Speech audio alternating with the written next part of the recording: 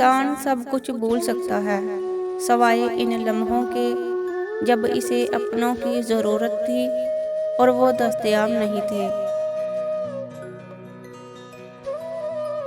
अपने वो नहीं होते जो तस्वीर में साथ खड़े होते हैं, अपने तो वो होते हैं जो तकलीफ में साथ खड़े होते हैं।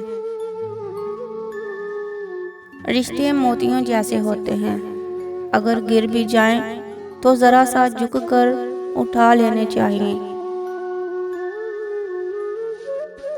मतलब का वज़न बहुत ज़्यादा होता है, इसलिए तो मतलब निकलते ही रिश्ते हल्के हो जाते हैं।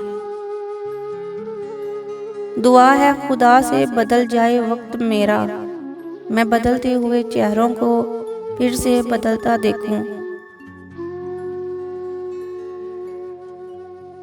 कोई दूसरा जलील तब ही करता है जब हम इसे इख्तियार सौंप देते हैं।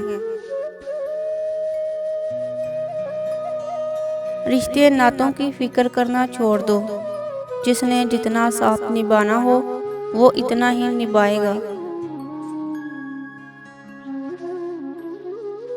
जिंदगी ने एक चीज जरूर सिखाई है, एक अपने में खुश रहना, एक दूसरे से कोई उम्मीद मत रखना।